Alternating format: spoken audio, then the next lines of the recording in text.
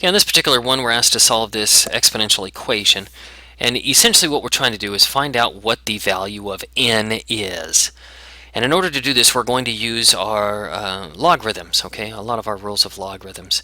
The first thing that I'm going to do is I'm going to take this one here, and I'm going to take a logarithm of both sides. And what that basically means, and I can take the natural logarithm, log base 10, any of that. Log base 10 is the one that I'm going to use on this one. This is probably the one that's used more than anything else. So, but either one will work just fine. So I've got a log. Remember, with our equations, as long as we do it to both sides, we're okay to do this. We haven't changed its value at all. But by doing this logarithm to both sides, I can move this exponent out front. And that's going to be what that will help me in identifying what n is. So I'm going to do that now. I'm going to move that exponent, this whole thing, this 10n plus 8, I'm moving the whole thing out in front. Okay, and so you can see it here, 10n plus 8 times log 17 equals log 48. And again, I'm trying to solve this one for n. I'm trying to define what n is. So I get n all by itself. In order to do that, I have to divide both sides by log 17. Okay, now these will cancel right here. I have log 17 over log 17. Those two will cancel. So I'm going to simplify it just a little bit further. All I'm left with on this side is 10n plus 8. Okay, and over here I've got my log 48 over log 17. Now what I want to do is I want to plug this into my calculator. Okay, I need to define what this is if I simplify it. So I'm going to pull up my calculator here. Let's see, it's 48 and 17. So I'm going to go, here's my log button. I go log 48. These are all log base 10, by the way. Log 48. Notice how I close this parenthesis. Make sure that you do that, otherwise you will obtain the wrong answer. Divided by log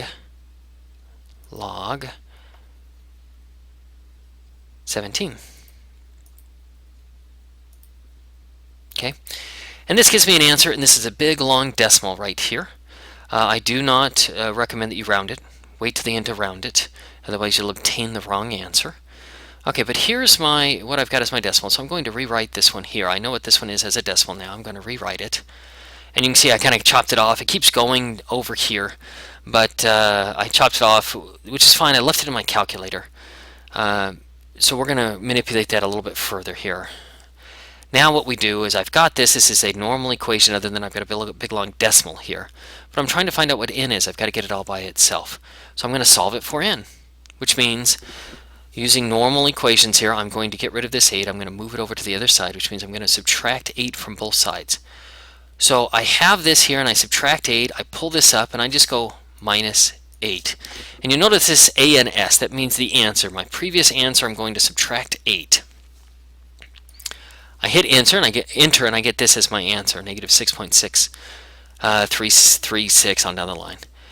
Okay, so I'm going to simplify that now. Here's what I get here. Now I've got this 10n equals this. Notice how I'm not rounding.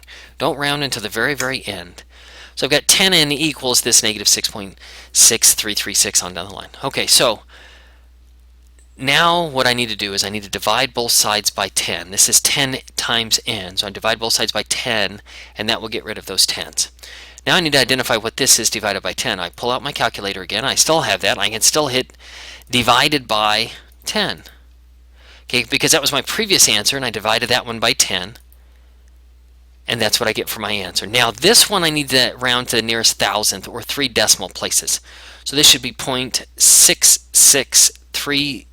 Let's see, 0.663 will work just fine. Okay, and it's negative. Negative 0.663 works, and that is my answer.